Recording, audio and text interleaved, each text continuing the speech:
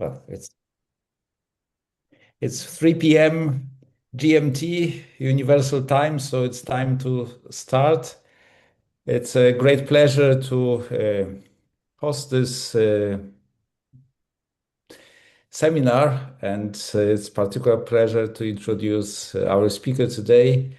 As it happens, my PhD student from Białystok, Krzysztof Radziszewski, and he will be talking about affinization of algebraic structures. Over to you, Krzysztof. Thank you very much for your introduction. And first of all, I would like to thank the organizers for giving me the opportunity to give this talk. And the outline of my talk looks like this. So first, I would like to speak about heaps and affine spaces. And then I would like to explain the process of affinization of real algebras. And next, affinization of Leibniz algebras. And this presentation is mainly based on two works. Two of them is with my supervisor, Tomasz Brzeziński. One of them is with my co-supervisor, Ryszard Andruszkiewicz. And one of them is with our collaborator, Brais Ramos Perez. Okay, so our approach to affine space is slightly different than the classical approach and is mainly based on the concept of heap, strictly abelian heap. So first I would like to present the definition of a heap. A heap is a set X together with a ternary operation which satisfies the following conditions. And the first condition, which looks in this way, which is called associativity for heap. And the next two conditions, which are called Malsev identities, which say that if we have two the same argument in this ternary operation, which stay one next to each other, and then the result of this ternary operation is equal to the third argument. And so set X with ternary operation which satisfy this first condition is called a heap. What's more, if the condition 2 is satisfied, so if ABC is equal to CBA, then we say that heap is an abelian. What is worth noting here is that the consequence of the conditions from 1 and 2 gives us this, that if we have more than 3 arguments, then it doesn't matter how we put the inner bracket in this operation. Okay, if we have two abelian heaps, and then a heap morphism F from X to Y is a map which preserves this operation. Okay, so this is definition of a heap, and heaps are strongly related with groups. So if we have a group G, so G is an abelian group, then G with ternary operation defined in this way as X minus Y plus Z is an abelian heap. In the other way, if we have an abelian heap, then we choose any element in this heap Then we can construct binary operation, putting this chosen element in the middle of this ternary operation, and then set X with this binary operation, and with neutral element O is a group, and the inverse of an element A with respect to this operation plus is defined in this way. So minus A is O, A, O. And this group structure is called the retract of X at point O. What is a very important thing with this relation is that if we have abelian heap, and then we construct a group, so the retract of X along this process by choosing an element O, and then for this group we do the first process, so we convert this group to abelian to heap by this ternary operation defined in this way, X minus Y plus Z. So we obtain heap, and what is important that the initial one and the last one heap is exactly the same. So it is very useful, because if we have to do some calculation which can be hard in ternary approach, we can go to the corresponding retract of X and do this calculation, and then come back to heap without any losses of information. Okay, so we have a concept of abelian heap. And now I will present the definition of an affine space, which in our approach, this is a set A with two ternary operations, where A with the first ternary operation is a non-empty abelian heap, and the second ternary operation, which is responsible for acting of a field F, where first argument comes from field, and the following conditions should be satisfied. So the first condition, which looks like this, and say that if we fix in this second ternary operation first and second argument, then this operation from A to A is a heap morphism.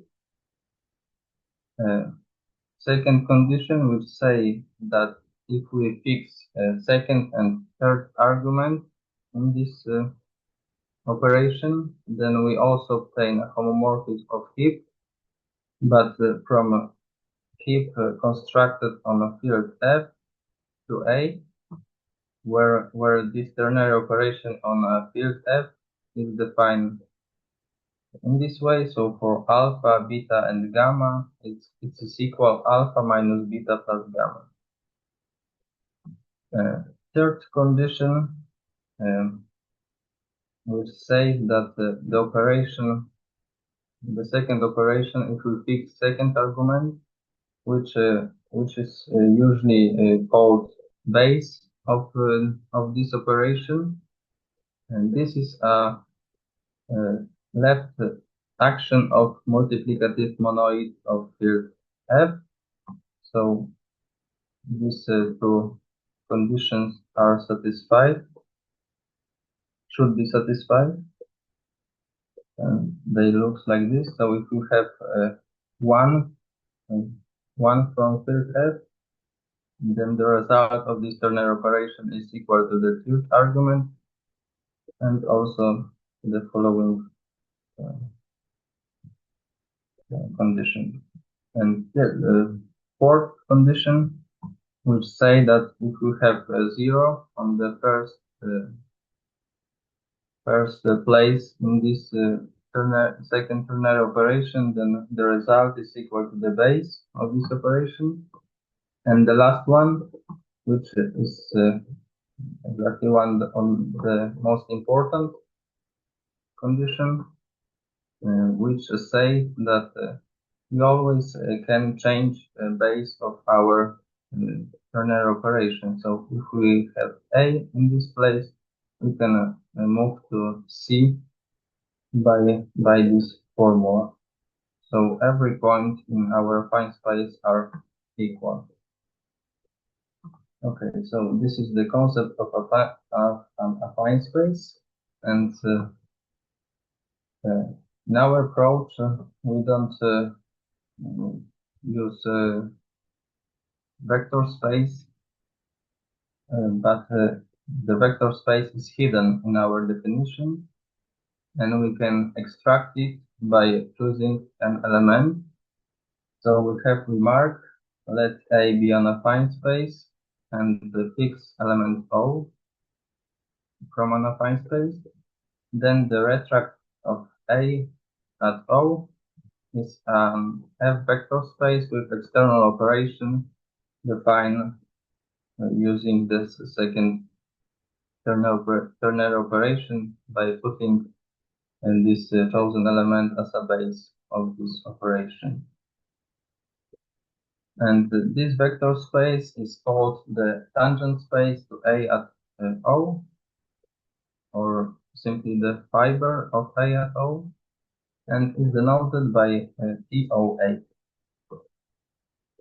So in the terms of external operation in tangent space, we have the following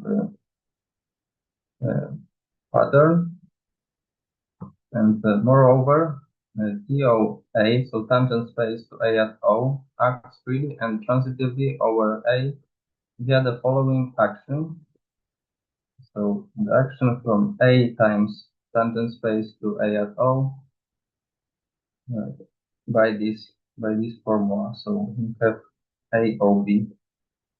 Pair AOB is transformed to AOB. And note also that fibers of A are isomorphic as vector spaces. Okay, so this is our definition of an affine space. In the traditional definition of an affine space as a pair, where A is a set and A with right arrow is a corresponding vector space, ternary operation by our definition corresponds to shifting a point by a vector and shifting a point by a rescaled vector. So it is written here. So the first operation is A plus vector from B to C. And the second operation is A plus rescaled vector by alpha from A to B. Okay. Now we want to move on to the affinization of Lie algebra, and the concept of Lie algebra was firstly introduced by Katarzyna Grabowska, Janusz Grabowski, and Paweł Urbański in 2003 as a part of Luczyjew's program, which postulated the definition of classical mechanics regardless of the reference frame. And their definition looks like this. So a Lie bracket on an affine space as a pair is defined as an antisymmetric affine map which acts from A times A to vector space, and that satisfies Jacobi identity in a vector space. So we have written Jacobi identity in a vector space where A with right arrow is indicate the linearization of the map A B. Okay, so In their approach, Jacobi identity is written in a vector space, and it looks like it broke the Turchev's programs, which postulate the definition of regardless of the reference frame, because by writing this in vector space, we have to choose an point. You have to choose the zero of the vector space. So this is the short comments of this approach, I think, and in our approach, an algebra and the algebra is understood as an affine space together with the affine binary operation called multiplication. And what's more, if an algebra is if the operation satisfies affine antisymmetry, which is written as formula 5, and satisfies the affine Jacobi identity, which looks like this in our approach, and then it is called Lie algebra. And the multiplication in a Lie algebra is referred to as an affine Lie bracket, and homomorphism of Lie algebras is an affine map that preserves multiplication. Maybe I forgot to say that in our approach, affine map is a function between affine spaces which preserves two ternary operations.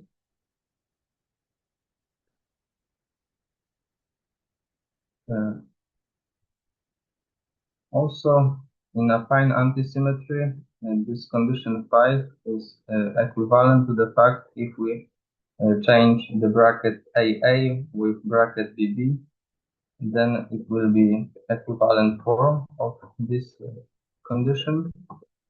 And also in affine Jacobi identity, if we shift A to B, B to C, and C to A, this always will be equivalent form of this condition. So I remind the definition proposed by Grabowski, and Urbański, and another definition with two ternary operation. So it is good to say what is the relation between these concepts. So we have the following remark: let A be an affine space over the field F of characteristic different from 2, and for any element O, there is a bijective correspondence between idempotent Lie algebra multiplication on an affine space A and a vector valued Lie bracket on A and AO, so tangent space to AFO. And so the algebras proposed by Grabowski and Urbański is a part of is in the middle of our definition as a idempotent Lie algebra by our definition corresponds to Lie algebra by Grabowski and Urbański. And this bijective correspondence is given by if we have our approach, then we can construct vector valued bracket by this formula. And if we have a affine space and vector valued bracket on AO, then we can construct this bracket by ABV plus BV. The next theorem says that Lie algebras are good affinization of Lie algebras, because if we have Lie algebra with multiplication given by this bracket, then for L element O in this Lie algebra, tangent space to A at O is a Lie algebra with multiplication given by the linearization of this bracket, and it is given by formula 7. And we call tangent space to A at O with this multiplication a Lie algebra tangent to A at O, or simply a tangent Lie algebra, or a Lie algebra fiber of A. And all Lie algebra are Lie algebra for different choices of element O are isomorphic. Okay, now I would like to present some example which have to show that the structure of Lie algebra is much more richer than Lie algebra. So, similarly to vector spaces, and that can also be seen as affine spaces, any Lie algebra G is a Lie algebra with the multiplication given in this way, and any tangent Lie algebra to this Lie algebra is isomorphic to G. But these are not all Lie algebra structure with tangent G. For example, we can for any scalar, we can any affine space and any affine map between affine space A and A. We can define the Lie algebra with the affine action in this way. And in particular, if this affine map P is equal to identity, then the multiplication takes the form, and it looks like this. And if A has at least 2 elements, then these two Lie algebras are isomorphic if and only if the scalars are the same, the scalars are equal. And on the other hand, for all scalar from F and any element O, tangent space to this Lie algebra is an abelian Lie algebra, so the bracket is equal to O. So on the abelian Lie algebra, we can construct as much Lie algebra as we have a scalar in our field. Okay, and now we move on to the main theorem about affinization, which say how to construct a Lie algebra for a given Lie algebra and using linear transformation, kappa and lambda. So if linear transformation, kappa and lambda, satisfies the condition 11, then for all element S from Lie algebra G, G is a Lie algebra with the affine space structure defined in this way. So the structure of heap is A minus B plus C, and this external operation is alpha B plus 1 minus alpha A. And the multiplication is given by this formula.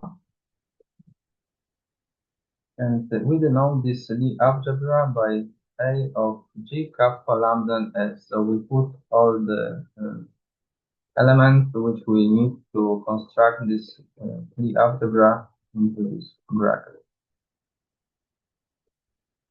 Furthermore, for all elements O from the algebra G, tangent space to this Lie algebra is isomorphic to initial one, so it's isomorphic to T. Conversely, for any Lie algebra A and any element O, there exists linear transformation kappa and lambda, and element S, which satisfies the condition 11, and we will this formula.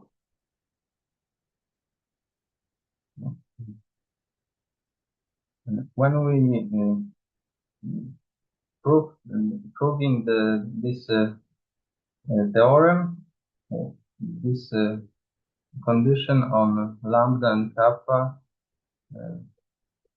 appeared in a natural way by calculation, but it turns out that this condition is known in literature, and it is called generalized derivation, and this definition comes from work of Leger and Lux from 2000,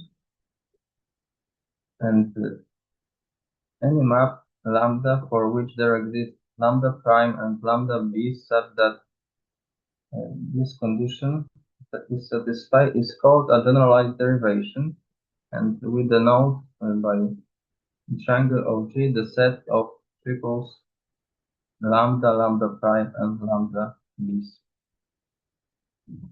And in the whole set of generalized derivation, we can distinguish a few important classes. The first class is a set of triples of the form lambda, lambda, lambda, and if this triple of lambda, lambda, lambda belongs to this set, then lambda is a derivation. And the second subset of generalized derivation is called quasi-centroid, and this is a vector space of linear transformation such that linear transformation kappa such that kappa minus kappa 0 belongs to this set. And the last very important subset is a centroid of G, and denoted by COT, is the space of linear endomorphism such that 0 kappa kappa belongs to the set of generalized derivation. Or equivalently, by the antisymmetry of Lie multiplication, kappa 0 kappa belongs to the set of generalized derivation. In their works, Leger and Lux proves a lot of interesting facts about the quasi-centroid and centroid. For example,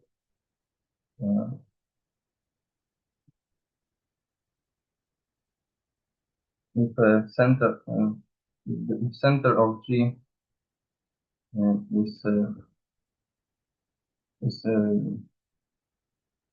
trivial and G is a perfect Lie algebra, then the quasi-centroid of G is equal to centroid of G. Okay, and now we have a lemma which say how this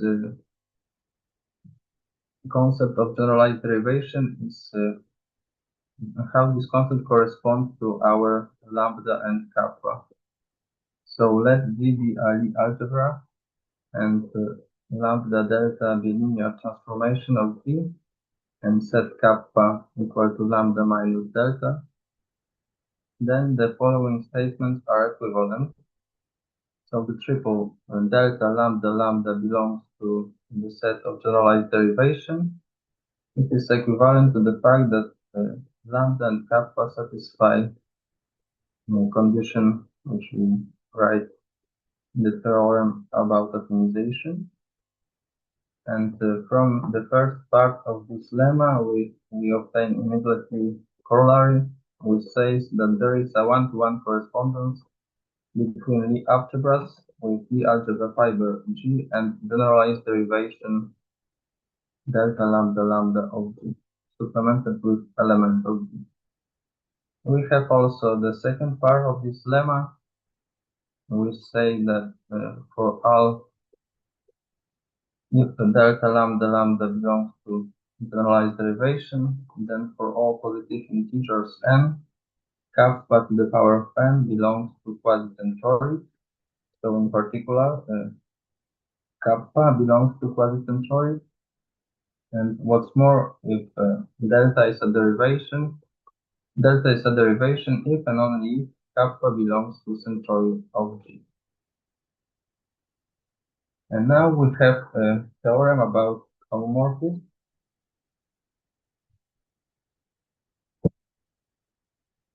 And between a structure which we define.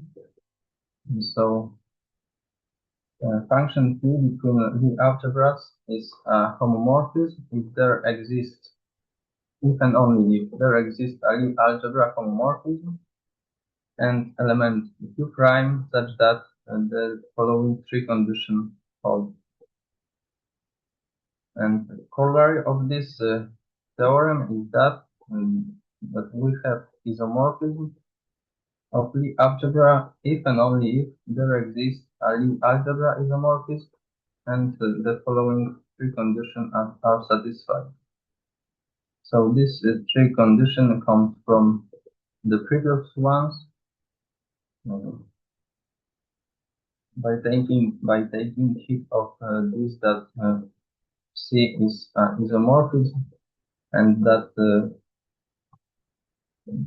at Q prime is equal to C at Q C to the power of -1.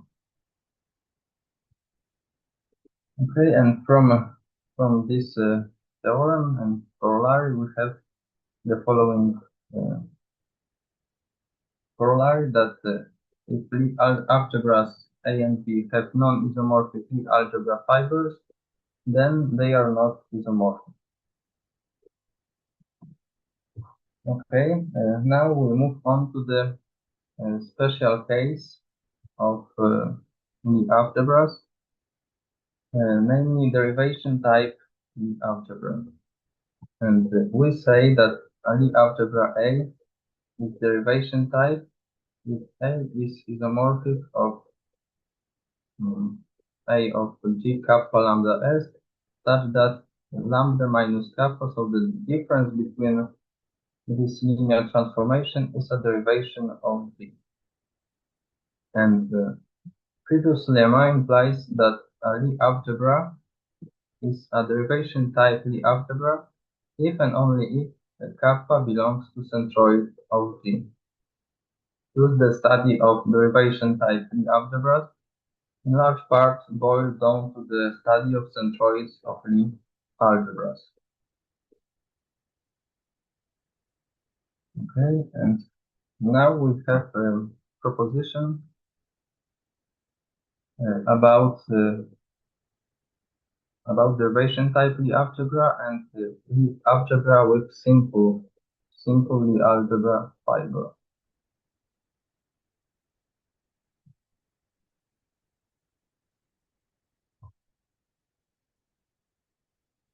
So any finite dimensional Lie algebra with a centraless perfect Lie algebra fiber is a derivation type Lie algebra, and this fact is a consequence of the fact proven by Legger and Rook, which says that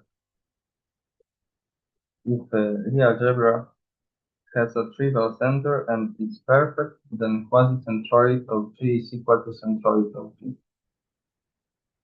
And from lemma, which we presented before, we obtain this statement. And what's more, if F is an algebraically closed field and G is a simple algebra, then any Lie algebra with G as the tangent Lie algebra is isomorphic to this one, where linear transformations are equal and they are multiplicity of scalar multiplicity of identity map. So the bracket for this Lie algebra looks in this way. And furthermore, these two Lie algebras are isomorphic if and only if kappa prime is exactly the same with kappa and S prime is a result of automorphism of G on S. Okay, this is about Lie algebra with tangent Lie algebra, which are simple. Now, the next three slides are devoted to the concept of Lie algebra whole, introduced by Grabowski and Urbański. And Lie algebra whole is universally defined Lie algebra in which Lie algebra A is a hyperplane of codimension 1. And in our work, we extend this concept to extension of Lie algebra by derivation. So first, I recall that if we have derivation delta of Lie algebra G, then we can define the same direct product of Lie algebra in this way. And this is isomorphic of G direct sum of field F. And the multiplication is given by this formula.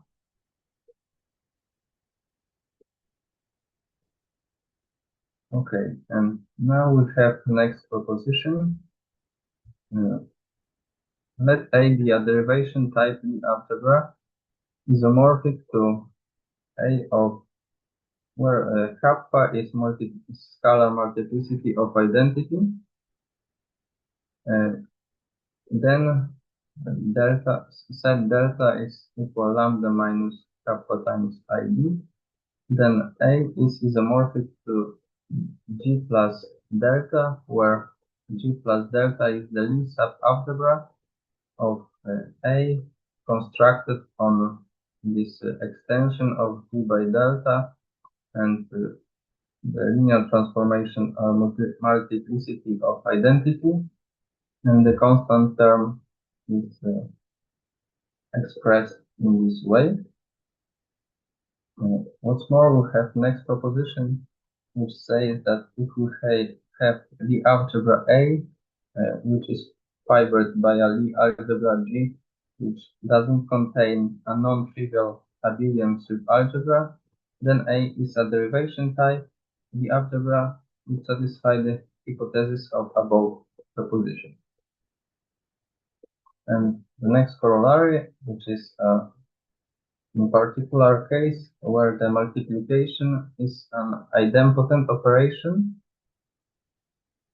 and so multiplication is an idempotent operation is equivalent to the fact that there exists a Lie algebra G and a derivation of G such that A is isomorphic to this Lie algebra constructed on G, and where the first linear transformation is identical map and second is sum of derivation and identical.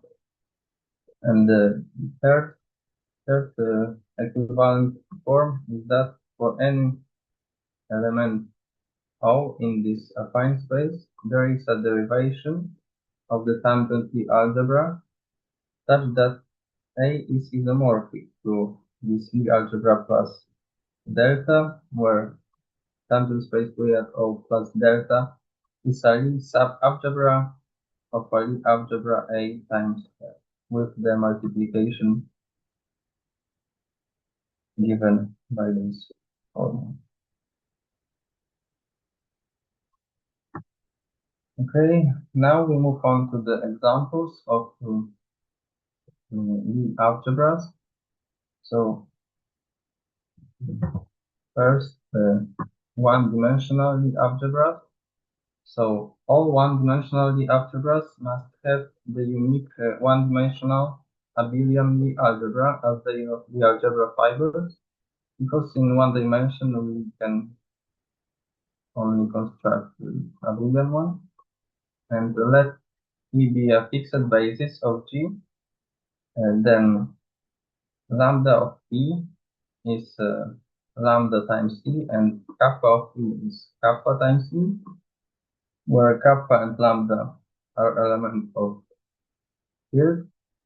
And let S be equal to sigma E and Q E. And then using the theorem about isomorphism, we obtain that S prime should have to be in this form, because linear transformation automorphic of G is a multiplicity of identity maps. So when we note it by Xi, and we obtain two non-isomorphic, two families of non-isomorphic Lie algebra structure, which are given by this. So first, the second is for kappa equal to 1, and the first, when kappa is not equal to 1, we can get rid of the constant term from this bracket. Okay, in two-dimensional, we have two cases. First case, Lie algebras with tangent abelian Lie algebras, and then because the bracket is equal to 0, so the conditions on lambda and kappa are empty, and any linear automorphism of G is a Lie algebra homomorphism, and the adjoint action is trivial, and hence the equivalence classes of Lie algebras are controlled by general similarity relation between kappa and kappa prime. And the second case, Lie algebras with non-abelian Lie algebra fibers, and in this case, using the proposition which I presented before, and doing calculations, we obtain two classes of non-isomorphic Lie algebras given by these brackets. Okay, and the last example of Lie algebra. So Lie algebra favored by SL2C, and SL2C, the algebra can be written in the Chevalley basis in this way. And since SL2C is a simple Lie algebra, so using the proposition which I presented before, the linear transformation are scalar multiplicity of identity, and the bracket looks like this. And using the fact that any automorphism of SL2C is given by the conjugation with an element of the Lie group SL2C, and doing the calculations using the theorem about isomorphism, we obtain three classes of Lie algebra defined on Lie algebra SL2C. Okay, so this is about the Lie algebra.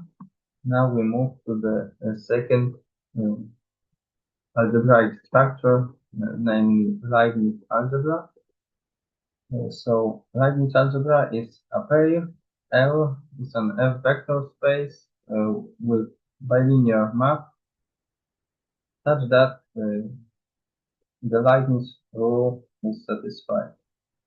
So the Leibniz algebra is a generalization of Lie algebra, because we get rid of antisymmetry, and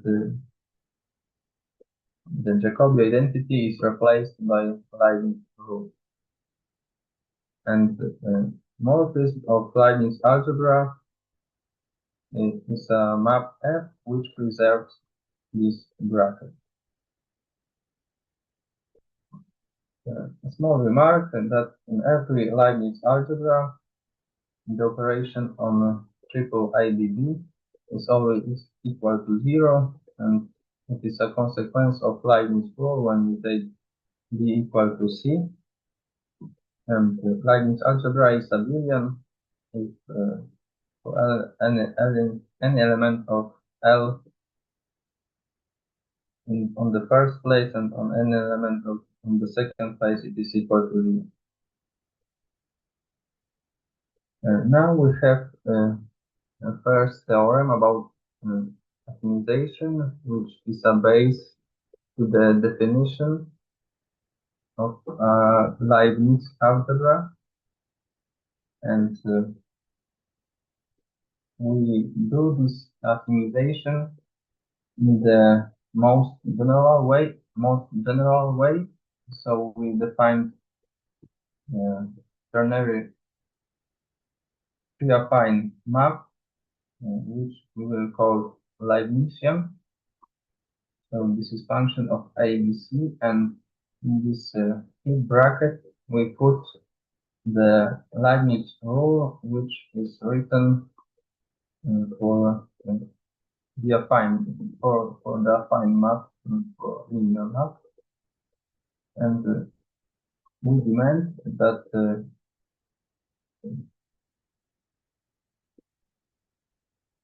linearization of this Leibnizian should be 0 at any point O, and then by linearization of this affine bracket, T of A with this bracket becomes a Leibniz algebra, if and only if the linearization of Leibnizian vanishes at this point. Furthermore, if the linearization of Leibnizian vanishes at O, its linearization at any other point of A also vanishes, so it is equal to that point. And as I said, the function is called Leibnizian. The bracket is called affine Leibniz bracket if the linearization of its Leibnizian at point O vanishes, and affine space with this bracket is called Leibniz algebra.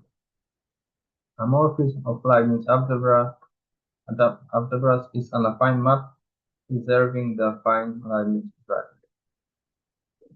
And the fibers of Leibniz algebra are isomorphic as Leibniz algebra. So this was the first theorem, which gives us the definition of Leibniz algebra.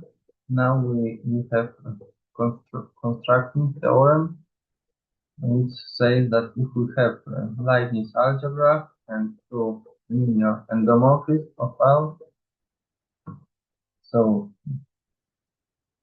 as before for algebra, we can see it as an affine space.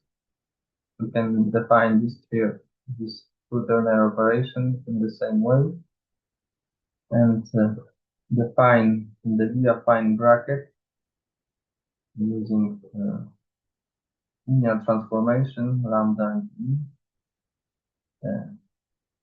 Then the linearization at 0 of the Leibnizian of the bracket vanishes. That is, this bracket is an affine Leibniz bracket if and only if the following condition holds for all A, B, and C from L, and we obtain 7 conditions, which don't look easy, but they look in this way. And the resulting Leibniz algebra is denoted by A of, as before for Lie algebra, we put into the bracket all elements which we need to construct. And under the previous conditions, for all tangent space to this Leibniz algebra is a Leibniz algebra isomorphic to initial one, L, and any Leibniz algebra arises in this way. So for any Leibniz algebra, we can point this linear endomorphism and element as satisfies the condition 25. And as it was before for Lie algebra, we also have theorem about isomorphism, which so isomorphism between Leibniz algebra is given by exists if and only if there exists an isomorphism of Leibniz algebra and a point Q which satisfies the three conditions. And if fibers of Leibniz algebras are non-isomorphic, then Leibniz algebras are non-isomorphic. Okay, so the problem of affinization of Leibniz algebras diverges into two directions. The first direction is to find and classify all affine Leibniz brackets on a given affine space. The first step is to use this theorem and then use classification of Leibniz algebras and use the theorem about isomorphism.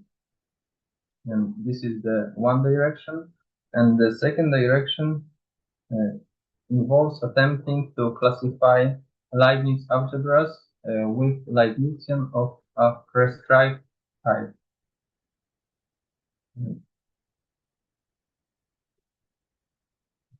And now we go to one of the types. So in our work, we consider three types of prescribed Leibnizian, and the first one is which corresponds to affine derivation.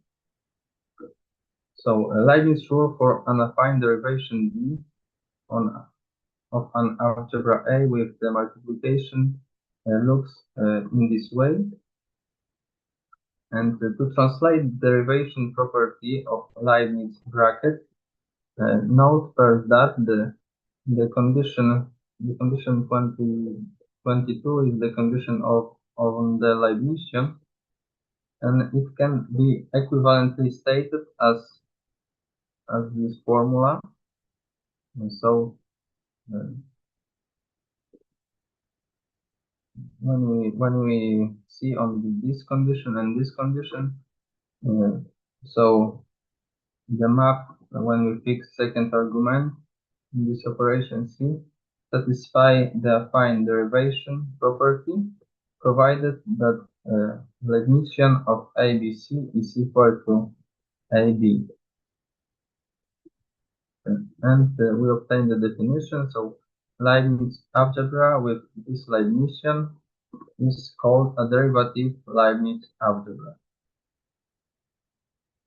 And when we want to construct Leibniz algebra with this Leibnizian, we obtain the following condition.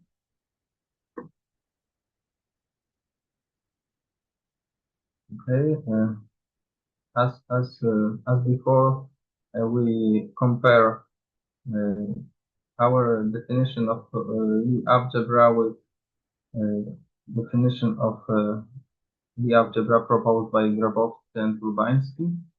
Now we can consider a vector valued Leibniz bracket. So we can define on a traditionally view affine space as a pair A and vector space A, vector valued Leibniz bracket, which acts from A times A to vector space A, such that this operation satisfies the Leibniz rule on vector space. So in this case, we also have the linearization of the operation. I will write arrow and B. So this is definition of vector valued Leibniz bracket, and it corresponds with our definition of Leibniz algebra, and there exists objective correspondence between vector valued Leibniz brackets on A, so tangent space to A at O, and derivative affine Leibniz brackets on A for all elements from an affine space O. So this was the first type of Leibnizian. And the next type is homogeneous Leibniz algebra. So Krzysztof, excuse me, you've got more or less 5 minutes. Okay, I to try finish. to. So the second type is homogeneous Leibniz algebra, where the Leibnizian looks in this way. And so let's find Leibniz algebra with this Leibnizian is called homogeneous Leibniz algebra. And in this case, the conditions on lambda and mu and s are much simpler, and they resemble a bit the generalized derivation. The first two conditions resemble generalized derivation, and here we have lemma and theorem. Maybe I only read the theorem, which says that we have algebraically closed field, and G is a simple Lie algebra, then every homogeneous Leibniz algebra constructed on this fiber is isomorphic to this one, where the first linear transformation is multiplicity of identity, and the second is equal to 0, and element constant is also equal to 0.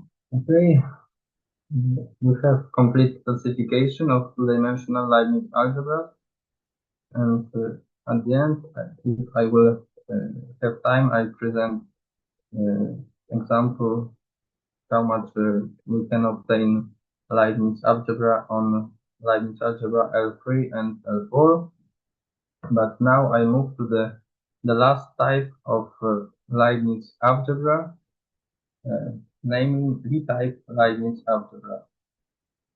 Because it is true that if we have Leibniz algebra and then we add to this property of antisymmetry, we obtain Lie algebra. But this is not true in general case for Leibniz algebra. When we have Leibniz algebra and we add affine antisymmetry, it have not to be Lie algebra, but in this case, when we choose Leibnizian in this form, then we obtain the proposition that if A with this bracket is Leibniz algebra, which satisfies the affine antisymmetry, then A with this bracket is a Lie algebra if and only if A is a Lie-type Leibniz algebra, so it's Leibniz algebra with this Leibnizian. And when we want to construct Lie-type Leibniz algebra, we obtain the following conditions, which are so hard. And at the end, I would like to present the example. So when we want to construct Leibniz algebra on L3, then it turns out that lambda, mu, and s must be 0. So this shows that not all Leibniz algebras truly have affine version of Lie-type. But in the case of Leibniz algebra L4, we obtain two parametric families of Leibniz algebras, F1, F and F2. And for example, for the family F1, we obtain three classes. It looks like this. So I don't have more time, so thank you very much for your attention. Thank you very much for your talk.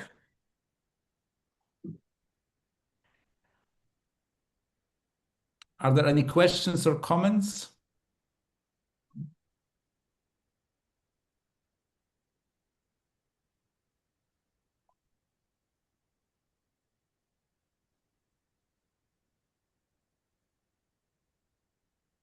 Any questions to Krzysztof?